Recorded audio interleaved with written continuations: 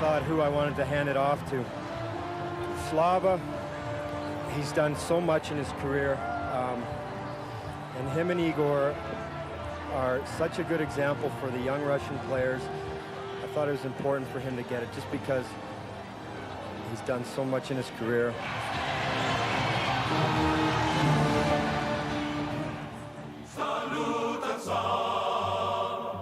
I take pride in the word, Ich bin ein Berliner.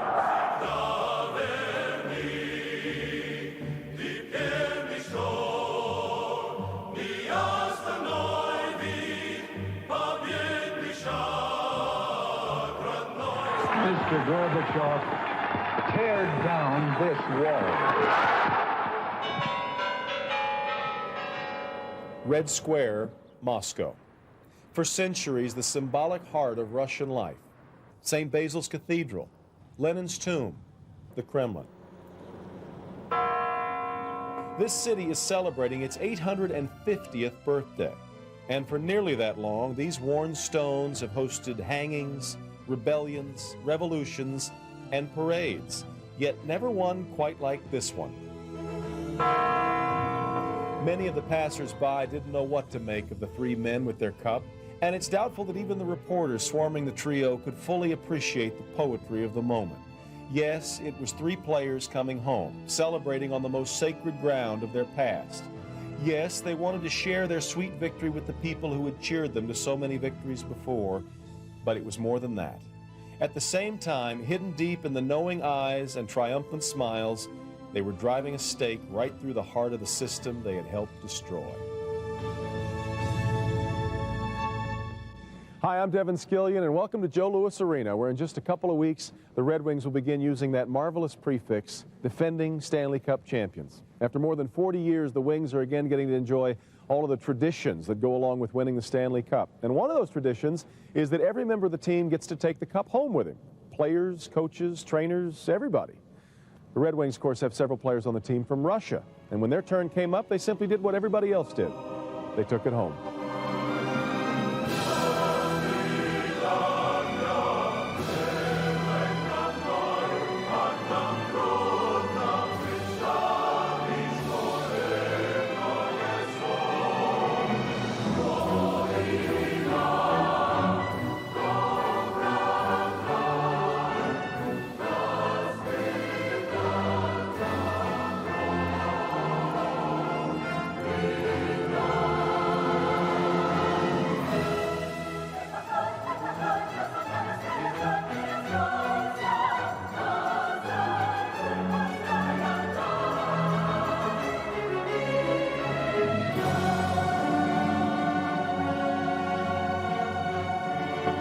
It's been 3 months since we gathered here, but it seems like yesterday.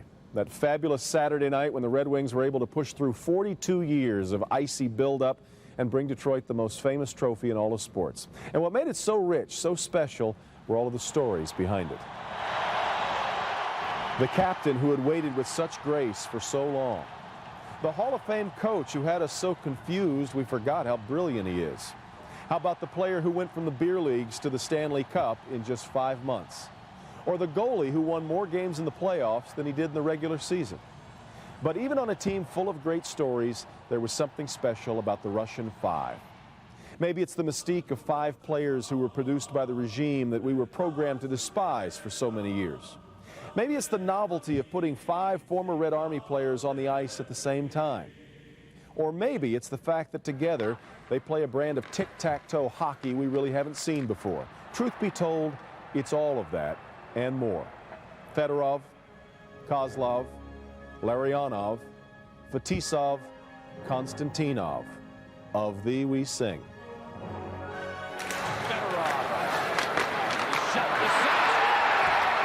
This is a part of the team, and we're not like Russians or Canadians or Americans. We're part of the team, and for us, just one goal, ultimate goal, to win the cup.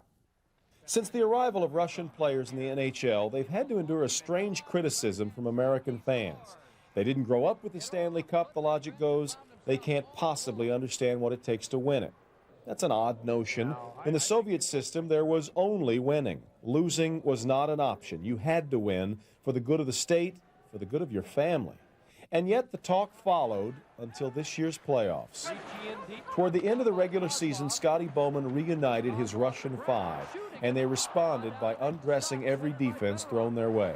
Kozlov looking for it against Ricci. He has it. Shoots. Scores! By the end of the four-game sweep of the Philadelphia Flyers, the talk that Russian players don't respond in the clutch had gotten very quiet indeed. I always watch who the captain gives the Stanley Cup to first after he's taken his victory lap. Steve Yzerman would later admit to giving this moment a lot of thought. And when he handed the cup to the Bobby Orr and the Wayne Gretzky of Russian hockey, he was taking all of us to school.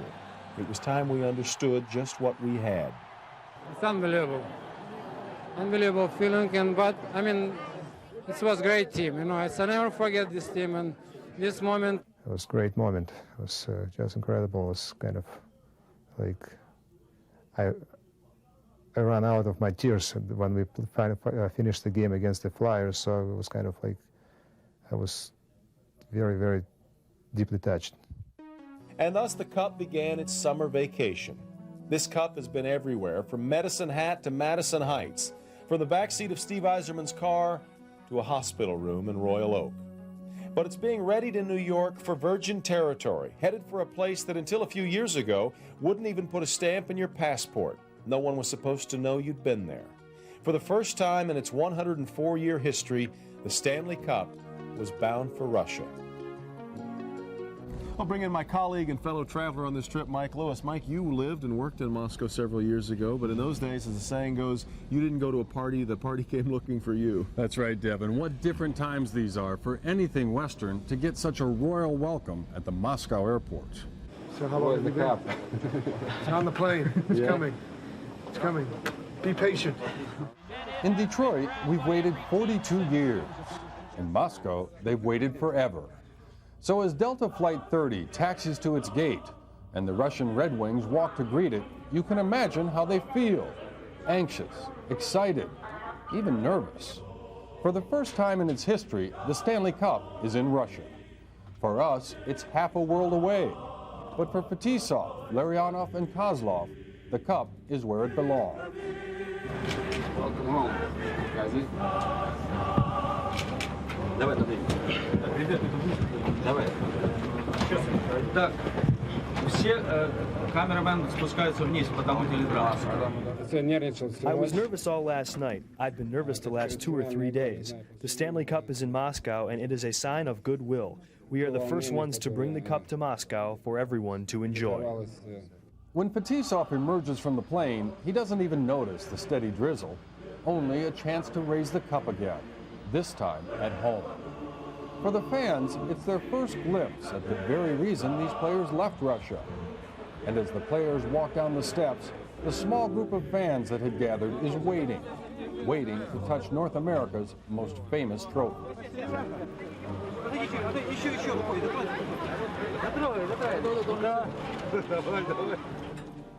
Inside Sheremetyevo Airport, even the Stanley Cup has to clear customs.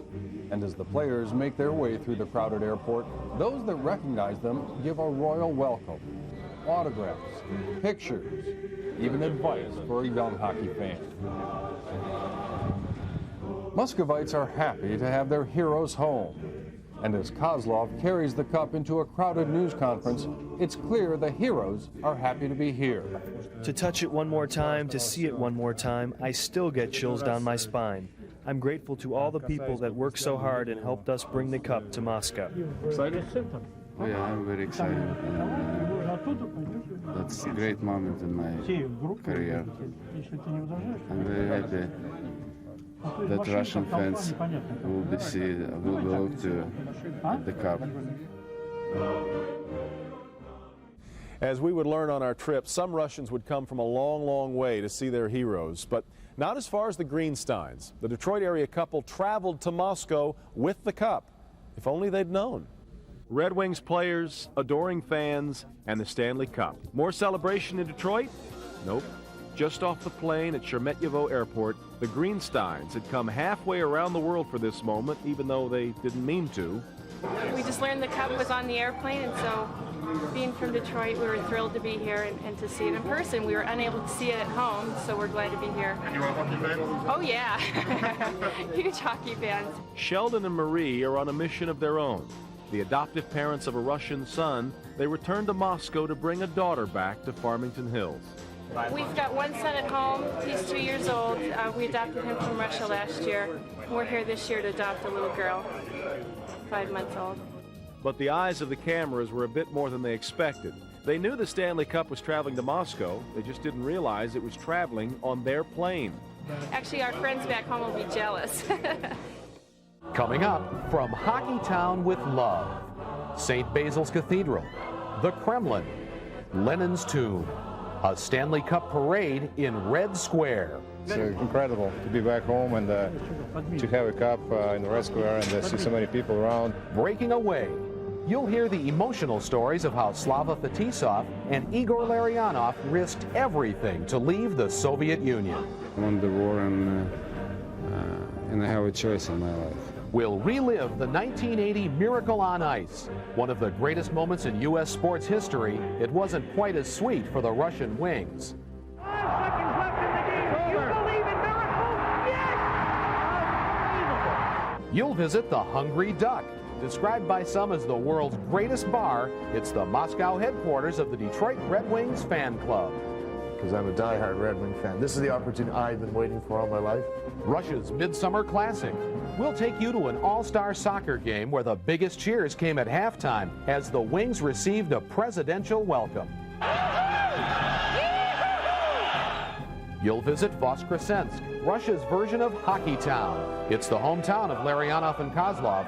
We'll go to the house where Kazi grew up and meet his family. Do you recognize this guy? It's Sergei Fedorov. You'll meet his dad and take a trip through the Fedorov family album.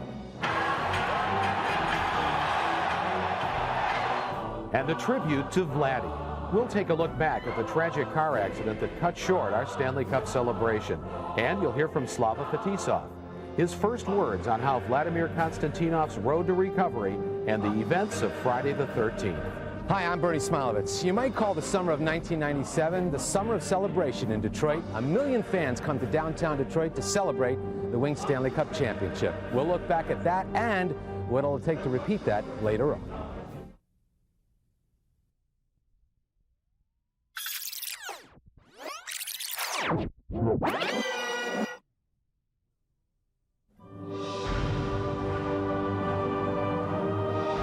From Hockey Town with Love is brought to you by Safari by GMC, putting you comfortably in command. Huntington Banks, take control of your money. And Ameritech, your link to better communication.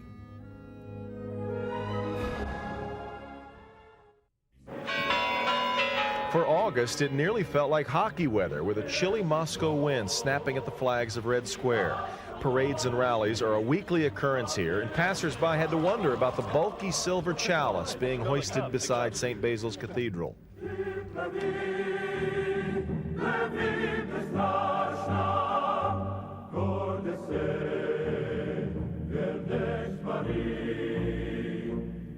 But the three men moved with purpose up the hill, as if they alone fully understood the moment. What a whiplash of history for these men who had so infuriated Soviet leaders to now be marching through the shadow of the Kremlin in celebration. For me, it was pretty symbolic, and before I left, the day before, I took pictures in Red Square before I left to the United States 8 years ago. You know, it's and all of a sudden, eight years later, I brought the Stanley Cup. For Slava Kozlov, this was just his second visit to Red Square. Like 15 years ago, and now I'm coming back with the cup. It's the most amazing things in my life right now. The crowd around the three kept growing, and the trio drank in every smile, every touch, every autograph request. These were the Russian Red Wings, and with them, Kubok Stanley, better known to us as the Stanley Cup. But it's more than just seeing it. You wanted people to touch it. Yes, of course. And this is, we brought the cup for the people. You know, we're not trying to promote ourselves or anybody else. This is international. So people in Canada, United States, and now people in Russia had a chance to touch the cup and see the cup. Chris Bogdan, a Canadian tourist visiting Russia, couldn't believe his luck. Oh, that's got to be the ultimate irony, I think. To Westerners, it was a bit odd when the line to see the Red Wings began to crisscross with the line to see the body of Lenin at Lenin's tomb. But to Muscovites, it made perfect sense. This has always been where Mother Russia honors her heroes. It's like even a few years ago, they even didn't know what the Stanley Cup means. Now they said it's our cup too. Vlady Fetisov and Elena Larianov know the feeling. Their lives were thrown into chaos by the beliefs of their husbands. This was their homecoming too. It seems like people enjoying that so much, so you know it's a good thing they're doing. So it's enjoyable for everybody, for the guys who win the cup, and just for the people around them. So this is great. It was on Red Square where Soviet players would be honored with their Olympic medals, so hockey players got to know the place pretty well.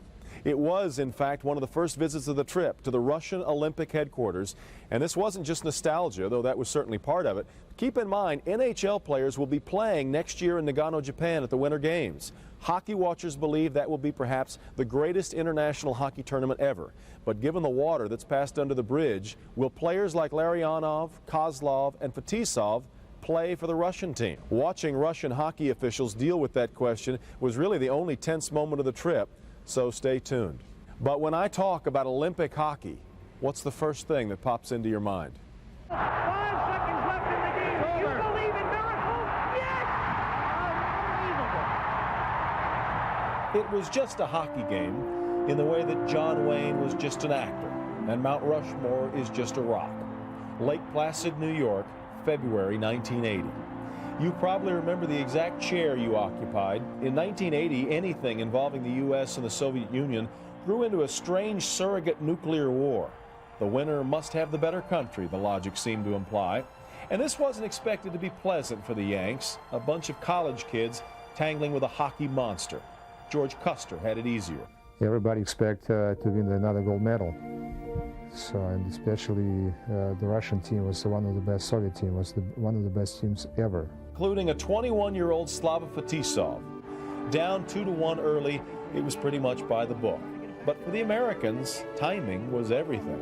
For the Soviet Union, that made it 1-0. Long shot, the easy save by Tretiak, but Johnson is there and scores with 1 second to play in the period. But the United States has tied the game. Confidence started to sprout in the American kids, and all over America, we started to grip the armrest a little tighter. Should have been no contest in that game, but the U.S. team was really inspired for one game. The emotions were really high. Herb Brooks was able to get the team play with all that emotion and get them to play a little bit better than what they really were. The Americans were down 3-2 with 1 period to play, but they had convinced the Soviets to make an unheard of change at goal, and they had kept themselves within striking distance. And then they struck. 13 seconds left in the penalty. Weak shot again. By Johnson, they score! Johnson's second goal tied the game, and it crackled like a lightning bolt from sea to sea. Time to call your family, your friends, anyone you knew. Are you watching? Are you watching? Yes, by now we all were.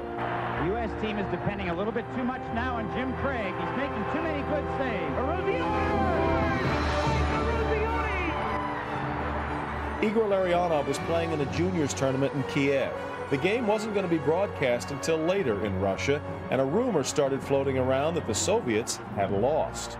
And during the breakfast, we were standing in line to get some breakfast in the restaurant, and somebody said, like, our guys lost to Americans in Lake Placid. Is that as big a hockey upset as you can ever remember seeing? Oh, there's no question, the biggest of them all. 4-3 was lost, and it was a huge, huge disappointment for the Russian hockey. It was like kind of shock. A state of emergency in Russia.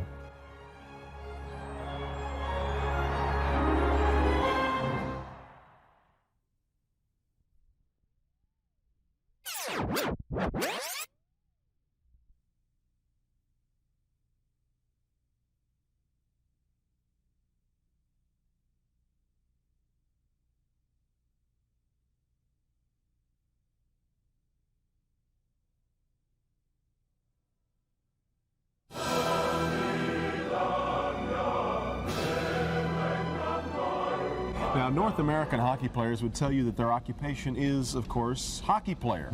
Not quite the case in the Soviet system, Mike. No, Devin, these were soldiers assigned to hockey duty, which made for a lot of memories when these former soldiers went back to the Red Army hockey school.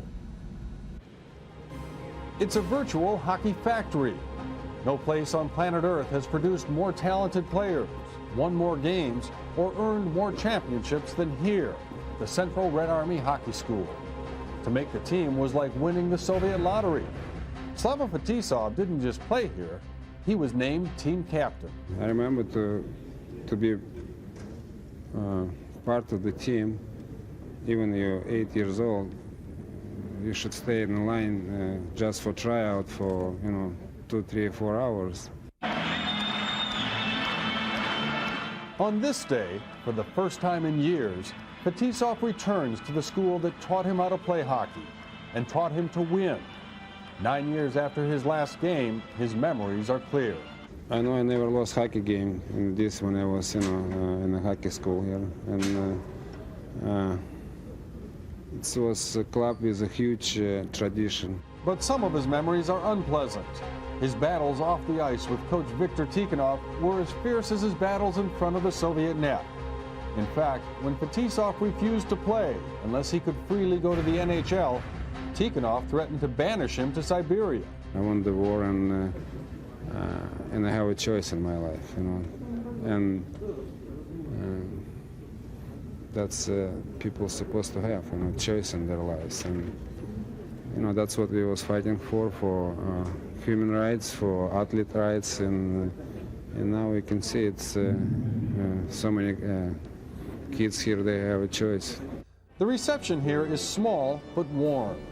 Young hockey players listen as their heroes talk about winning the Stanley Cup. I was very glad that Detroit Red Wings, a team with 5 Russians, won the Stanley Cup, and they at last bring it home to our homeland, to their homeland. Thank you, Detroit.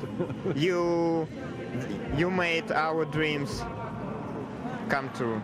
And as Fetisov watches his daughter play with the cup, the bitter feelings of the past seem to melt away.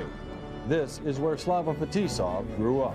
I'm so thankful, for this place. They developed me like good hockey players, I believe, and I mean it's my life. Like I mentioned, I came here, I was 8, and I left, I was 21. It's 23 years. It's almost all my life.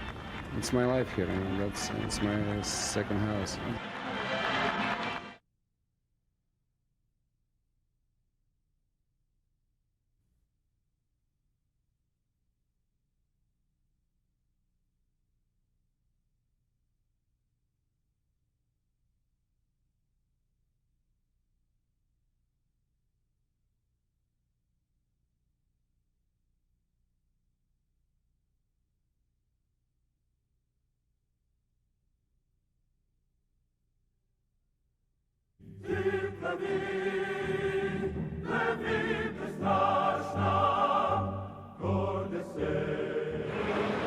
The faces are familiar, but the uniforms are different. Россия, they say, Russia. 3 Red Wings are taking to the ice for the first time since they won the Stanley Cup. Fetisov, Larianov, and Kozlov are getting ready to play for the Russian All-Stars in a game against Spartak, one of Russia's top teams. Before the game, the players take time outside the Sokolniki Stadium to sign autographs and talk with the Russian fans who surround them. People here simply worship Fetisov and Larianov. So do their opponents tonight, who are playing for the Spartak Cup, but dream of the Stanley Cup. It's a good idea. It's good for future in Russia. Like more guys go to the hockey game, more guys see the best cup of the world. It's really great. Inside Spartak's tiny locker room, scenes familiar to the Russian Red Wings, who grew up in the Soviet hockey system. Those who still play here have none of the luxuries of life in the NHL and have no intention of rolling over for the stars from Detroit. It's big stars in NHL and big masters, but I will play like I can, like usually.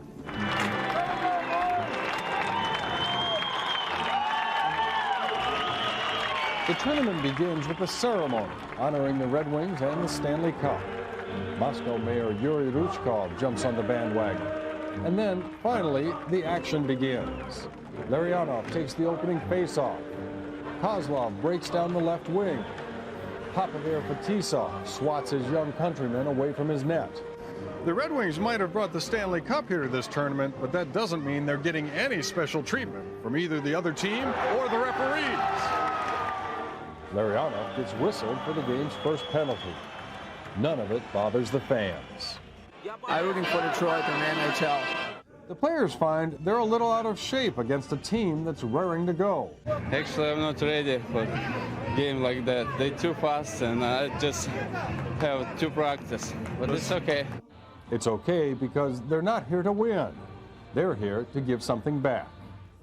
This stadium never been filled up in the last few years, and you can see today, it's sold out, and just truly, good day for the hockey here. Help the kids, and it's just you can see people smile in the stands. That's why we're here. It didn't matter where the players went in Moscow. The first question they were asked everywhere, Bernie, was about the two who didn't make the trip, two who still occupy our hearts now. Yeah, actually, how can you forget it? And the players didn't forget it as they started camp last week. 6 days after the big celebration, that awful weekend happened. Fred Heumann looks back at that. On the night of June 7th, the Red Wings were in the midst of celebrating the franchise's most magical moment in 42 years. And 3 Russian members of the Red Wing family were especially overjoyed.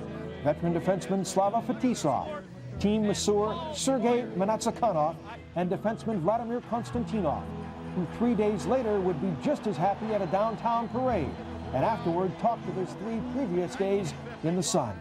My phone been ringing like every minute. It just was great feeling. It's like best feeling in my life. But just 79 hours later, ironically enough, on Friday the 13th, a 911 call shrieked throughout our community with the impact of a middle-of-the-night phone call to parents of a teenager.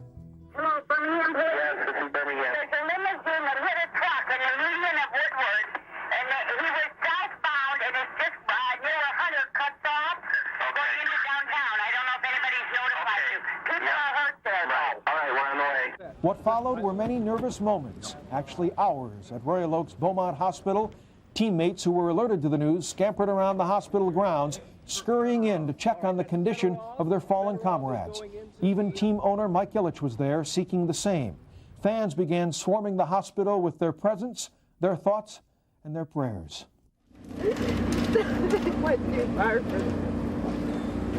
The next day, after most of the Red Wings spent a weary-eyed night at the hospital, Captain Steve Yzerman issued a teary-eyed public statement. We would ask everyone's support and prayers for our teammate Vlady and our trainer Sergei. I hope and I ask for everyone's prayers and do whatever you do in difficult times that help make things work out better. Thanks. A 4th member of the Red Wing Russian contingent was a late cancellation for a golf outing the players were riding in the limo away from on the night of the fateful crash. Igor Larianov decided instead to take his daughters swimming. Slava, okay, I will play 9 holes, then I will drive the buggy. You'll play next 9 holes. All of a sudden I changed my plans and I decided to go with the girls to the swimming pool. I got back from the swimming pool about around 1 o'clock. And I got my caller ID. There's a message from Vlady. He's waiting for me to join them to play golf. And that night, 10 o'clock, when Stevie called me, Yzerman said it was a terrible accident occurred, and we just rushed to the hospital right away. Less than a week after the accident, some prayers began being answered. Slava Fetisov was released from the hospital. While I'm happy to be going home, Vladimir and Sergei still need your thoughts and prayers. And thank you very much. With Fetisov checking out of the hospital, it was a sign that his physical ordeal was coming to an end. But the emotional pain was just beginning, both for him and those who had grown so close to Manatsakanov and Konstantinov. pain in watching two men who such a short time earlier were enjoying the brightest moment of their lives. Now fighting for their lives, their world turned upside down by a skiddy swerve here on Woodward Avenue. In Toronto at the NHL Awards Banquet on June 19th, some of Konstantinov's most bitter rivals on the ice took a moment to pay tribute to the man who lay in a Royal Oak hospital bed, unable to be at a function he so deserved to attend. There's a guy that's going to battle out of this because of guts and to pull through because of support and love from an organization and a group of people. I think this is certainly the guy, and I know we wait for news as eagerly as everybody else and pray for it to be good. On the ice, he was a tough competitor, but you never, every time that something like this happens, it hits home. So it's, wish him nothing but the best. In early August, Red Wing coach Scotty Bowman talked of the progress the two members of the Red Wing family were making, even showing off a note Konov had scribbled to him the night before. That's how he communicated with me, but he grabbed my hand, and we used to, in the playoffs, do high fives, and he wanted to do that again, so I was really encouraged. He broke out in a smile. Vladimir's in a little different stage of his coma, getting out of it, but I was really impressed with the way they both come along. Back here in Detroit, upon returning from their homeland, one of the Russian players' first stops was, of course, here at Beaumont Hospital to visit their now improving fallen comrades. Understand that even 3 months later, progress comes in minuscule increments. But Igor Larianov, a frequent visitor here, takes encouragement through each minor step on the road to what he is still hoping and praying is complete recovery. So he's a strong person, and I hope now this kind of the character and his desire and his willingness, his soul, will help him to overcome this kind of tough situation in his life, and we're trying to, in any way to help him.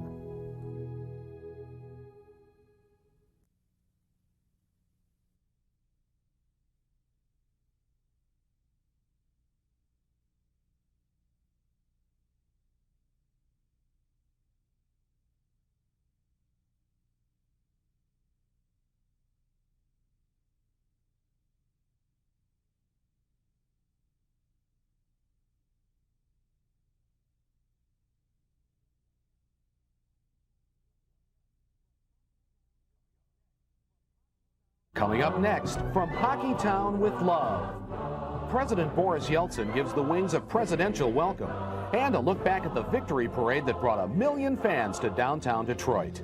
And still to come, we'll take you to Voskresensk, Russia's version of Hockey Town, as two heroes come home. And a tribute to Vlady. Hear from his teammates and closest friends how the Stanley Cup is helping Vladimir Konstantinov recover from the tragic accident that touched us all.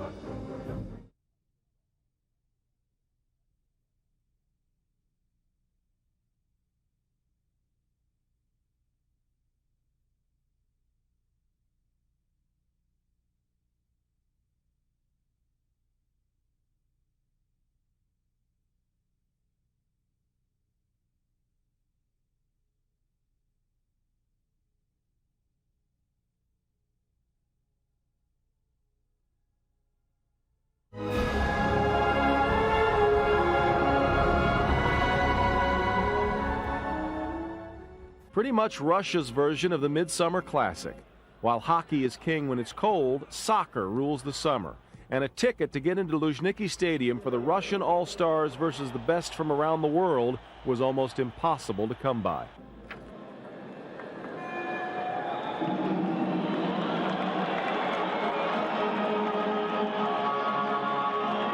Russian President Boris Yeltsin had his mind on wings, but for the fans of hockey, the guests of honor were seated elsewhere. Igor, what's a hockey player doing in a football game?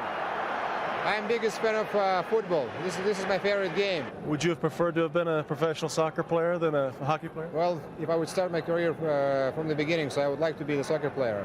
This is a great atmosphere. You can see 60,000 people.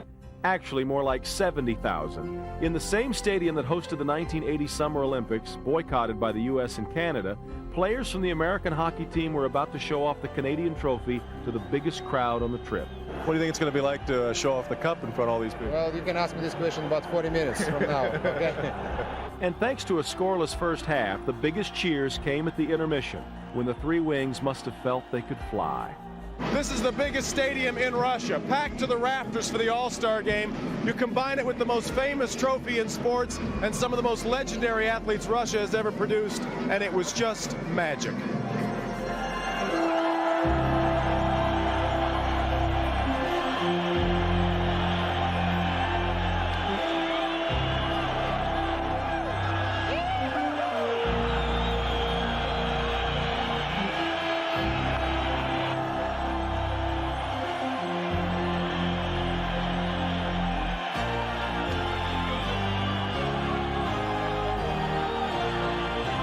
"70,000 fans chanting their names. President Boris Yeltsin, the Stanley Cup. As they paraded around Luzhniki Stadium, Slava Fetisov, Igor Larianov, and Slava Kozlov got the Russian welcome they had hoped for. Bring the cup out, and I saw the eyes and reaction with people. They went crazy. It was so nice, and I saw the stands. Nobody left. During the intermission, everybody was staying on their feet and cheering and screaming. It was just great. For us to carry the cup around that soccer field and to see 65,000 people, including Boris Yeltsin, was something special. 65,000 people who gave us a standing ovation was incredible. Just incredible. Walking around the track at that stadium was one of the absolute highlights for me. Just an electric feeling, Bernie, but I get the feeling these players were getting used to crowds by now. Yeah, well, especially the night they clinched here at Joe Louis. I mean, what an amazing night that was. And then 2 days later, I mean, this is a day that the city of Detroit will never forget.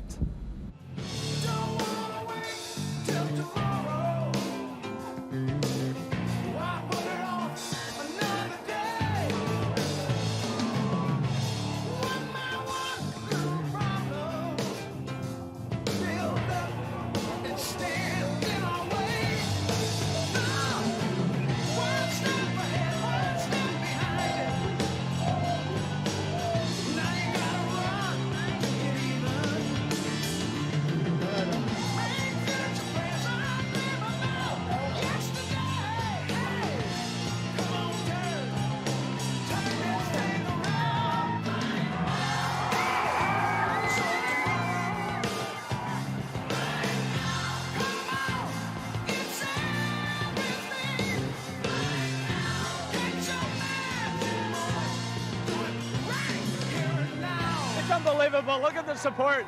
These fans are amazing. It's a great feeling, and the boys, we're just really proud of Detroit. The fans, they've handled themselves with nothing but class, and just the appreciation of the fans and the support that they've given us all year. Most satisfying feeling in the world right now. What is this? It hasn't stopped since the moment the time ticked off the clock. It's just keeps going. I don't know when it's going to end. So exciting here, so I couldn't really say anything much more, just like the thing, all the fans and all the people come here to cheer us up. This is ours, friend. It's all ours. It's ours. It's theirs. It's everybody's lifted high.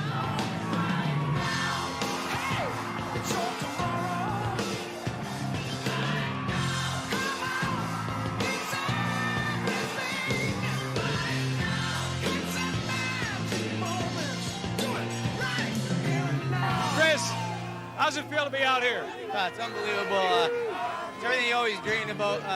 Best time of my life. I mean, I couldn't ask for anything more than this right now. This is a long way from when you had to give cars away in 1982. Oh, I'm telling you, I'm giving kisses away now, not cheaper. How's it feel, Steve? Oh, this is unbelievable. Better than expected. I've waited for the parade. I mean, I just can't believe how many people are down here. It's phenomenal.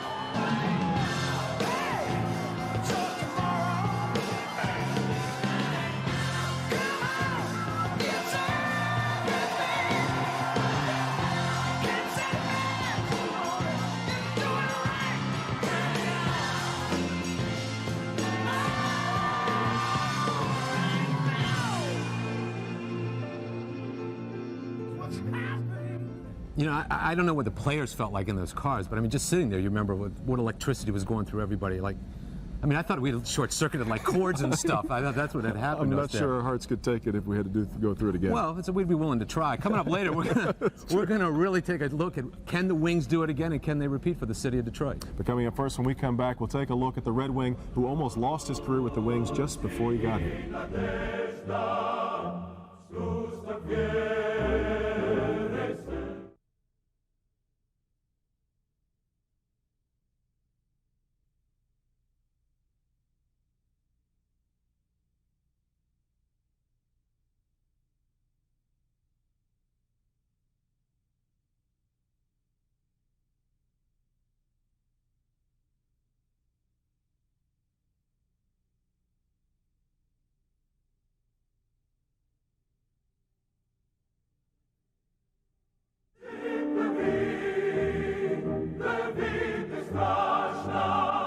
The youngest of the Russian five is Slava Kozlov. Didn't speak much English when he first came to the U.S. And Mike, with your command of Russian, you and Kazi have gotten to know each other pretty well. We have, Devin, and as the youngest of the Russian five, you can imagine what it's like for him to be playing now with his boyhood heroes. But it turns out that back in Russia, he's a hero too.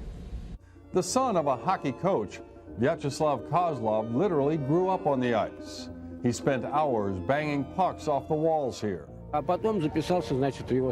neighbors would watch him run around outside, always carrying his stick. His family still lives in his hometown of Voskresensk. Only now they have a Red Wing puck permanently embedded above their doorway. His father, Anatoly, a player turned coach, wanted a son who would play hockey. He started developing his talents very early. I didn't know if he'd be a star or just another player, but I really wanted him to play. We put him in the children's hockey school, and that's how his career started. As a boy, Kozlov played for the Chemik team, named for the chemical factory that once fueled his small hometown. By 15, he was playing center, and scouts said he was the best they'd ever seen. Pavel Bure, sitting next to him here, was headed for superstardom in the NHL, but Kazi didn't have the same goal. I wanted to play for the Russian All-Stars, play in the Olympics, play in the World Champions. The trip to America turned out to be the most painful for Kozlov, who never really wanted to go in the first place. But then one morning about 5 years ago, he and a teammate were speeding through Moscow, late for a practice. He crashed into a bus in the fog, killing his teammate and catapulting himself through the windshield. That's when his father decided he had to go to America for the medical care. We brought him over and had him tested, and found out that he didn't have any injuries that would keep him from playing hockey. And so we decided at that time to keep him here, and we did. 4 months after the accident, the 19-year-old Kozlov skated for the first time as a Red Wing. But the accident was hard to shake, physically and psychologically. His teammates wondered what the Wings saw in him. But soon they were calling Kozlov kamikaze. He's turned into a deadly sniper who steps up biggest in the big games, leading the Red Wings in playoff goals the last 4 years. With Kozlov cruising on left wing. Here's Kozlov dancing in, takes the shot, scores!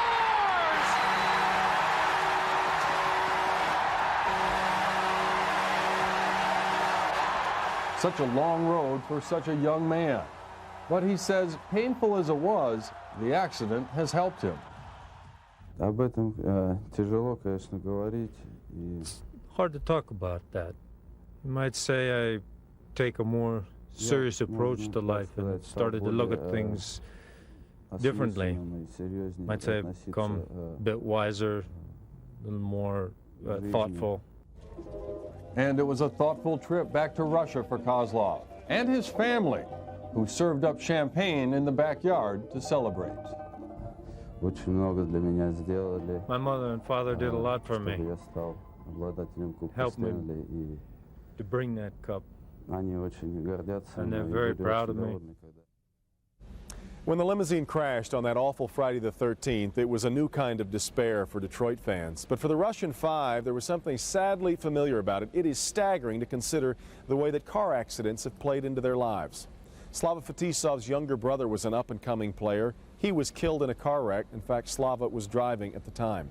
A little while later, one of Slava's teammates was killed in a wreck, and just before the wreck, he had begged Coach Tikhonov for a better, safer car. Tikhonov refused, and then the accident, and it was one more reason for Fetisov to despise his cruel coach. And as we just heard Mike say, Slava Kozlov was nearly killed in an accident just before coming to the U.S. Now, they're all hoping they can skate through a close call. Coming up next, from Hockey Town with Love, a homecoming for Larianov and Kozlov. We'll take you to Russia's Hockey Town, where the whole town came out to welcome back their heroes. And still to come, a trip through the Fedorov family album. You'll meet Sergei's father and hear how coming to America brought the Fedorov family closer together. And a tribute to Vladimir Konstantinov. You'll hear his teammates and closest friends tell the emotional story of his recovery.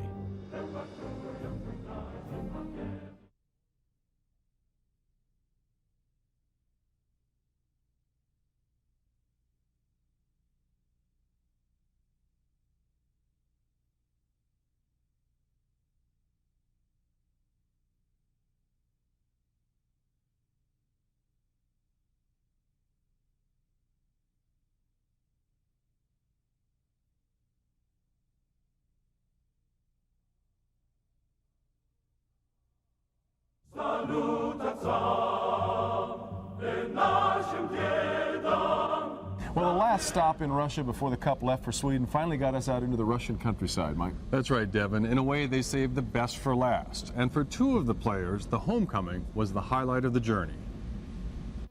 Late summer flowers grow tall in the backyard where Slava Kozlov grew up. Hockey sticks seem to sprout from the garden, only natural in a place known for producing a great crop of hockey players. Voskresensk, a small chemical factory town in the Russian countryside, is home to a mere 50,000 people. Most of the activity is centered around an open-air market on the edge of town, sort of a small eastern version of Detroit's Eastern Market. The children who grow up here share a dream, to follow in the path of the heroes of Voskresensk, a city named for the resurrection. And when it comes to Stanley Cup champions, it seems as if divine intervention has smiled on this village, now becoming known as Hockeyny Gorod, the hockey town of Russia. In the past 3 years, 4 native sons of Voskresensk have engraved their names onto the Stanley Cup, including the 2 favorites, Larianov, the biggest star, and Kozlov, whose father still coaches here. It's a tradition. In Russia, hockey has always been thought of as one of our strongest sports, and Voskresensk has a very long hockey tradition. It was long winters from maybe end of October till end of March. We played a lot of hockey. You know, we went to school and they play hockey outdoor. We just went home after school, do your homework, and go outside to play till mom, you know, ask you to come back. This is a festive holiday for Voskresensk. Early in the morning, children start to roll up. Older people line up too, their faces showing the hard toll of years under the Soviet system. Now the Soviet prisons they feared, the KGB, it's all gone. So are the great hockey players the people here watched growing up, gone overseas. The children tell me they follow the players on TV, and they're proud to play in Russia's hockey town. And when their heroes arrive with the cup, the celebration begins. The Stanley Cup comes to Voskresensk, the furthest journey in its 104-year history. For Larianov, the moment brings back fond memories. When I was on my way to Voskresensk, I was thinking about my first day when my brother took he took me to the hockey school and gave me directions to play hockey. So today there's 4,000 people in this rink and big hockey fans, and I'm just very, very happy to see them to share these kind of glorious moments with us. Their families and friends have come to share the glory. Kozlov will look back on this moment with his 4-year-old nephew as the highlight of his entire trip. 2 years ago, the Red Wings traded the very popular Ray Shepherd to San Jose for Igor Larianov. Shepherd fans howled. Another Russian? But Larianov was the last and in many ways most important part of Scotty Bowman's plan to put 5 Russians on the ice at the same time. Ricocheted over to LaPointe. Larianov scores! They call him the Professor, and off the ice in his glasses, he looks the part. But the nickname fits on the ice as well. He's the control tower for the Russian 5. And when he has them in gear, they can practically knit a sweater around the other team. Bango, there she goes. That was. Obviously, Larianov learned the Russian system awfully well when he wasn't fighting it. But that runs in the family. His grandfather spent several years in a gulag for rubbing the system the wrong way. And Igor was just 16 when he left Voskresensk for a tournament in Finland and realized there was a better life out there. And I saw that it's a different life, just across the border from Russia. You take a train from Moscow, you sit on a train, sleep overnight, and next morning you in a different territory. Nice cars, nice roads, friendly people, a lot of food, a lot of clothes, a different life. Fighting the fight with Slava Fetisov paid off in 1989 when Igor left Russia for Vancouver and the NHL. One struggle over, a new one begins. It's a different social system and a different language, a different game. And for us, for me and Slava, we came to the National Hockey League at age, I was 28, Slava was 31. It was even harder. And a tough transition for his wife Elena, who gave up her standing as a world-class figure skater for their new life together. And family is just about everything to the Larianovs. In fact, it was a promise to take his daughter swimming that kept him out of the accident that nearly killed his teammates. And it's that sense of family that brings him back to Voskresensk every summer. That's him with his mother at the welcome celebration. But Detroit is home now. Though he's a Canadian citizen, they've sold the house in Vancouver, and he got Steve Yzerman treatment this summer, receiving a 3-year contract with a rare no-trade clause. Life would be perfect if not for the good friends in the hospital. Because of that, Game 4 against the Flyers may have been the end of the glorious road for the Russian 5. I'm trying to be optimistic. I'm trying to think Vlady will come back. And but if not, so it was, of course, it was last game, and it's very sad to, you can have another 5-man Russian unit, but it's not going to be the same. One of the Stanley Cup parties in Moscow was held at what has become one of the city's most infamous institutions. It's hard to say. The Hungry Duck is either a serious dump or the greatest bar in the world. Either way, I think you'll recognize the motif. Quick, where are you? Kobo Joe's? The Post? Here's a hint. Stroh's beer is on tap. Octopus is on the menu. Must be in downtown Detroit, right? Well, you're about half a world off. Meet Doug Steele, entrepreneur and diehard Wings fan. He's the man in charge of this Moscow Stanley Cup celebration. This is the opportunity I've been waiting for all my life, frankly speaking. And if I never came to Russia, I would never have had this chance. A native of Nova Scotia, Steele is one of the only Red Wings fans in Russia that we could find whose favorite player isn't Russian. Yzerman. Because I think he's got a lot of class. He played hockey as a kid growing up on the frozen ponds of Canada. During pickup games, he always wore number 9. I was always a Gordie Howe fan. You were? Yeah, and still am to this day. And I like the organization. I always like the players. As for the Wings' sweep in the finals, Moscow's biggest fan must have seen every game. Didn't even see one. I haven't seen any of the highlights. Nothing. The Hungry Duck is Moscow's hottest night spot. Hot would be an understatement by American standards. Fire codes seem to be an idea that have eluded authorities here. During 1 week in July, more than 7,000 people passed through the doors. Is there a drinking age? There is, and we found that out after about 3 years or 4 years. The legal age is 17. Took you 4 years to find out. Well, nobody really knew. It's hard to describe the Hungry Duck. It's part Wild West saloon, part college frat party, except they drink more. Many of these revelers don't have a clue as to who or what the Detroit Red Wings are. That's Tim Seaton. He's a Brit working in a Russian bar, celebrating an American hockey team, winning a Canadian trophy, doing a Mexican dance while serving Dutch beer. Did you know anything at all about the Detroit Red Wings before, say, the last week or so? I gotta be honest with you, I knew absolutely nothing. But now? Now I'm getting there. Welcome aboard. Thanks very much. But Michigander Bill Crocker knows the Red Wing drill. He lives in Moscow, but he did make it back to Detroit for Game 4 of the finals. I went to Michigan, and I've seen good games there where people go crazy after the victory, but it wasn't like that. It was different. A crowded club, access to Cuban cigars, and a Stanley Cup. Doug Steele figures he's found paradise. So you're planning on staying there? Oh, this is my home. This is my home, actually. You know, one of my favorite stories from Moscow, Doug Steele told me he once added up all of the taxes that he was supposed to pay as a businessman in Moscow, and it added up to something like 110% of his income. Yep, more than he makes. How can he do it? He can't. You fudge on how many people you employ, how much money you make, and that's pretty much how business is done in Moscow. From Hockey Town with Love is sponsored by WCSX, the Motor City's only classic rock station, and your Southeast Michigan Jeep and Eagle dealers.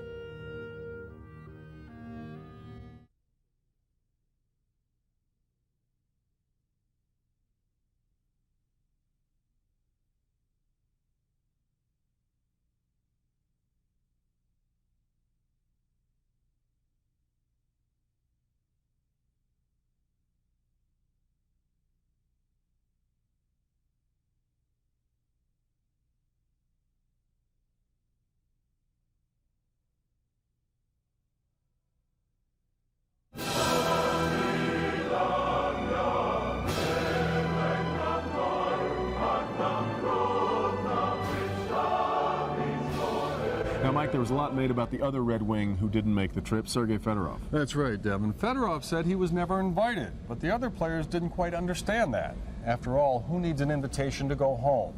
But Fedorov is close to his Russian roots, even here. Why? Because he brought those roots here with him. And he says that one of the best things about life here is that it's allowed him to get closer to his father. When Sergei Fedorov flies along the ice, all eyes are upon the Red Wings superstar. But no one watches as intently as this man, Fedorov's father, Victor. In many ways, Fedorov's flight from the Soviet hockey team to Detroit took him thousands of miles from his homeland, but brought him closer to his family. Little Sergei was a happy baby 25 years ago in Pskov, several hundred miles from Moscow. He looks proud here, taking his first steps. Sergei was soon following in the footsteps of his father, a professional hockey and soccer player, skating across the frozen lakes of northern Russia to play hockey. Sergei started skating when he was 4. Victor never dreamed his son would be a world-famous star, not even when the young boy started skating against grown men. He was playing with these big guys? How old is he? 9 years old? By his 13th year, Sergei was on his own, living in a dormitory at the Soviet hockey school, growing into one of the world's top young hockey players, but growing up alone. Since 13, started traveling, you know, probably all the time, without family, without parents, I guess. You realized you're on different tracks. Sergei was known for his raw speed, fancy finesse, and a sharpshooter's eye. But those who tested his toughness learned a tough lesson. Sergei says he learned his most valuable lessons from his papa. Basically, it's a father-son relationship when one very experienced and another one just to try to learn something about hockey and try do out there a few things differently than probably my dad was. Sergei never dreamed he'd win the most valuable player award in the NHL, sign a contract worth millions of dollars, bring his family to live in America, and have a chance to win the fabled Stanley Cup. I never thought about it. Just impossible to think about something like that because there is no alternations, there is no way you can think this way. And that is perhaps the most valuable lesson his father taught him. Everything's possible. Да, все можно, all possible. And that possibility became reality when Fedorov led the Red Wings in scoring on the way to winning the Cup this year. No, I told Mr. Illich, thank you to let me have a chance to live and play in this world. That's what I said. That's why I can't describe my feelings because I'm telling you, I'm doing all right, pal. Great. I'm doing good, yeah. Finally, Fedorov repays his father. sharing that glorious ride down Woodward together in the Stanley Cup parade.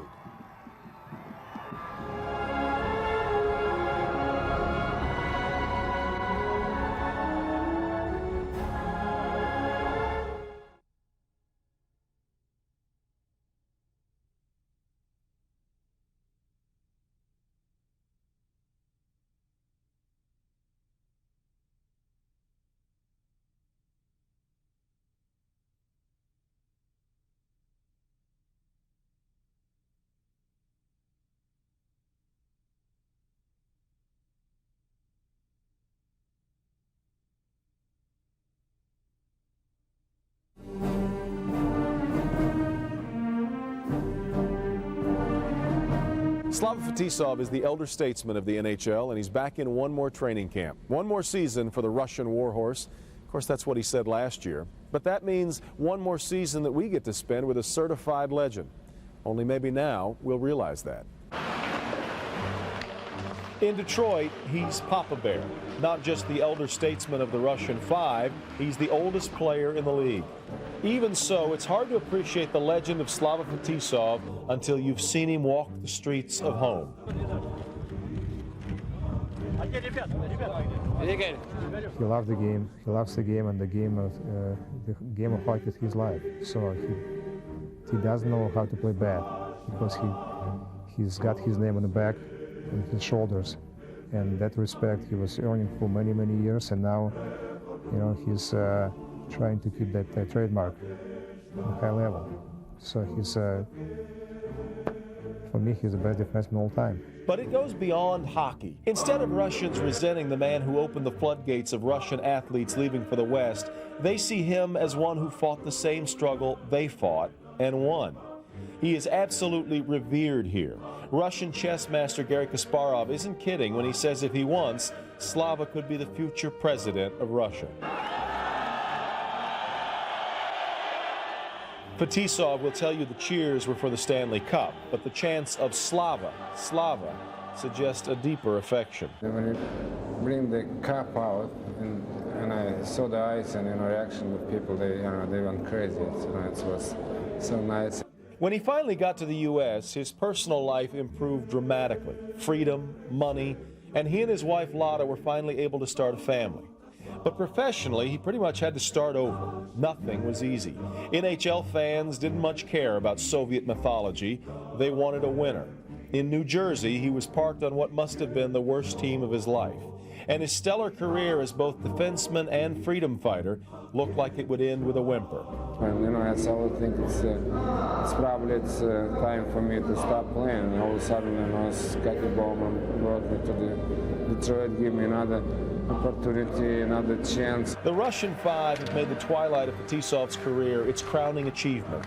Just as he has inspired the other Wizards of Oz, they've provided a fountain of youth for him. And he feels very taken in by the city of Detroit. And people so great. I mean, it's the hockey team itself, and but the hockey fans and people itself. It's so I don't know, so warm, so touching, so friendly. It's just unbelievable. And I start thinking about to move to Detroit and build a house there. All of which is why it seems so unfair that this moment had to feel incomplete. Why it was so bittersweet to be walking the streets of Moscow with the cup, but without his protege, Vladimir Konstantinov. You can feel, so much happiness around, it's Detroit and the state of Michigan, and all of a sudden this kind of tragedy.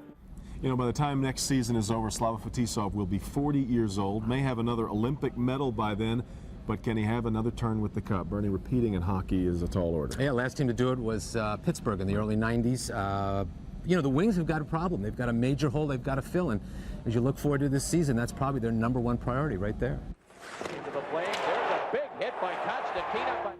When you talk void on the Red Wings, you talk Vladimir Konstantinov. I think when teams play against Detroit and they talk about our team, my guess is that he's the one guy that they always talked about, that the other team always thought about, because you had to have your head up when he was on the ice. So that's a huge hole for us to fill. One of the guys who will be expected to step up and help replace the physical punch that Konstantinov provided is defenseman Aaron Ward. There's going to be a number 16 missing. There's some jersey that's not going to be hung in a stall. There's going to be a player who's not going to be present physically in the locker room. And there'll be a style of play that'll be absent on the ice. But for guys like Jamie and I, we've got to put that in perspective that we're not Vlady. Vlady's a unique player. Vlady's an incredible player, but we can't do the things he did. Beyond the obvious need to replace Konstantinov, who finished second in the Conn Smythe Trophy voting last season, the Wings also need to replace the Conn Smythe winner, Mike Vernon. The man left behind to fill his shoes, the new #1 goalie, Chris Osgood. Obviously, I'm going to miss Mike, miss playing with him. I mean, we accomplished a lot together, but like I said, I mean, players move on.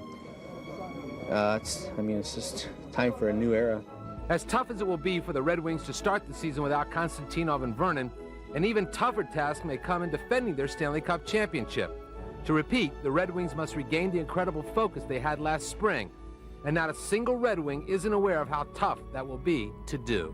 That's the biggest problem that faces us right now is trying to put it behind us, try to recapture it once again. We're not going to win any games because we're the Stanley Cup champs, and I don't think we're going to lose any games because we're the Stanley Cup champs. Some people will label a win or a loss on that fact, but I believe we control our own destiny, and today is today. We can't be thinking about yesterday.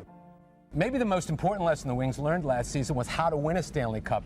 You don't go full force in the regular season. You've really got to kind of pace yourself like it's a marathon, and then in the postseason, that's where you make your move. I think they liked last year better winning the Cup than they did the year before, setting the record for regular season wins. The Avalanche may have learned their lesson last year, too. Defense of the Cup starts here at home, by the way, October 8th. When we come back, a loving look at Vlady, about whom we just spoke, and also some final thoughts on the Cup's trip to Russia. Coming up next, from Hockeytown with Love, a tribute to Vlady. You'll hear from his teammates and closest friends how the Stanley Cup is helping Vladimir Konstantinov recover from the tragic accident that touched us all.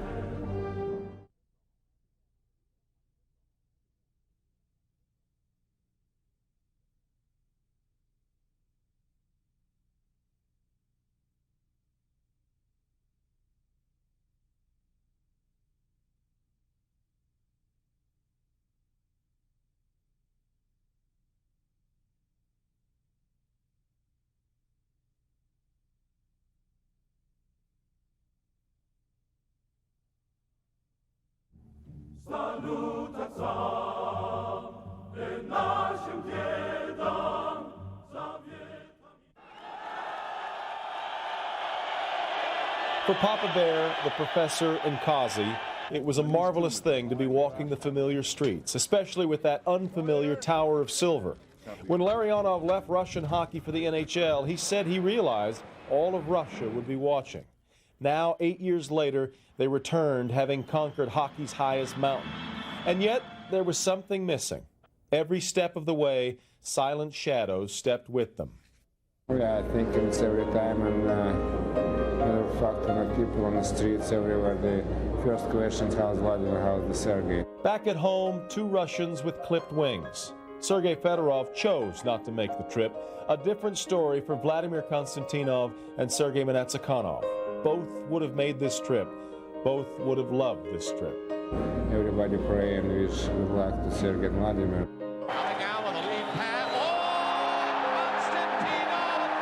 But while a fan favorite, Konstantinov is a quiet man. Seldom can you get an emotional read on Vlady the player. But his friends are quick to talk about Vlady the man. Funny, friendly, kind, committed. He's kind of a guy always will help you in any situation. And he's with a good sense of humor. He's a great guy, and in the last couple of years, he really impressed me as a human being and a hockey player. Kind of quiet, but when you get, close to him, you get to know him much better. He's unbelievable, great guy, big heart, and unbelievable soul, and it's just, it's very tough. There's always been a lot more going on with number 16 than meets the eye. Arguably the best defenseman in the league last year, he was actually trained as a forward, but made the change. He was trained as a captain of the Red Army team, and he changed that too. After an undercover meeting with the Red Wings, he knew he wanted to follow Fetisov to North America, but not until he could be certain his family could make it out with him. That wasn't until a year later. fake papers, a phony medical condition, a paid-off doctor, and a train to Budapest, all ingredients in bringing Vlady to the U.S. And it brought out the kid in him. Coming back, flying across the Atlantic Ocean in Mr. Ilitch's private jet, somewhere around 40,000 feet and 600 miles an hour, and there was Laddie in the cockpit, and he was kind of pretending like he was flying the airplane, but of course everything was automatic. And but I looked up there and I saw that, and I said, "Wow, this guy's amazing." Flying himself to freedom. Yes. We saw some of that kid emerge during the Cup celebration, and teammates saw more of it in the days that followed, like after a late dinner at Morton's the night before the accident. Vlady was so happy, screaming like it was maybe 2 o'clock in the morning. He was screaming, and he was so happy, and the next day it happens.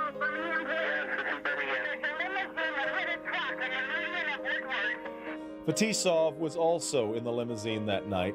Today, he's fine while his friend struggles with the simplest of tasks. And I asked myself for so many times why, and I couldn't find the answer. And it's tough, and I don't know, I can feel, so much happiness around, it's Detroit and the state of Michigan, and I mean, all of a sudden this kind of tragedy, I don't know, it's, I don't know how to describe this, but some people said he was too happy, it's, I don't know, it's tough, but, it's, I ask myself, it's why, I couldn't find the answer, I don't know why. And Igor Larianov thinks about the road not traveled. He was supposed to be in that limousine, but had instead skipped the Wings outing because his daughters had asked him to take them swimming. I promised to go to play golf, but there's 2 little children asking me because I've been away for almost a whole year. Start from the World Cup and this Stanley Cup. And all of a sudden I changed my plans and I decided to go with my girls. The Wings have spent many hours at the hospital trying to lure Konstantinov and Manatsakonov from their strange, stubborn days. Fetisov couldn't wait to return to the hospital to take them through every step of the trip back to Russia and wait for flashes of recognition in their faces. Larianov admits he's a chronic optimist, but his last visit had him as hopeful as ever. So he was sitting in a wheelchair, and we were standing around him, and my wife and Vlady's wife was right beside Vlady, Irina, and my 2 little girls. So Vlady was trying to throw the ball, and he likes my little one, Diana. So every time he was trying he was even trying to make some moves, like this, and then throw the ball to Diana. And I was trying to play with him. I said, Vlady, I'm open on the left. Can you find me? And once he did it, so he gave it to me.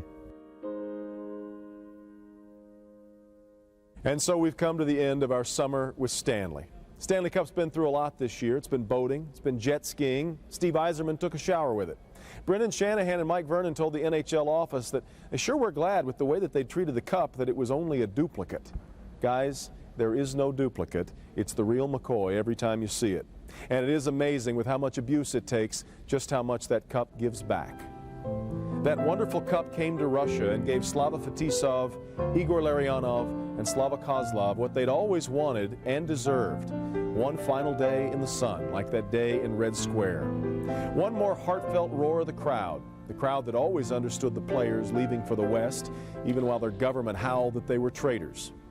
That marvelous Cup somehow managed to close all those miles between Moscow and Detroit. Separated by half a world and a half century of distrust, it turns out we can pull for the same side, and when we win, we can drink from the same cup. That fine cup re-injected us with the joy that was so unfairly taken from us just a week after we'd captured her. The players have learned to smile again, to revel again, but the cup reminds them of duties elsewhere, of days and nights spent at bedsides trying to coax an old friend with their stories of the cheers, the embraces, and the sweet kisses when they were heroes at home again. We thank you for spending the last 90 minutes with us, and we especially thank Slava, Igor, and Slava for giving us such a marvelous summer. I'm Devin Skillion. Good night from Joe Louis Arena. From Hockey Town with love has been brought to you by Safari by GMC, putting you comfortably in command, by First Plus Financial, and by Rio All-Suite Casino Resort, Las Vegas.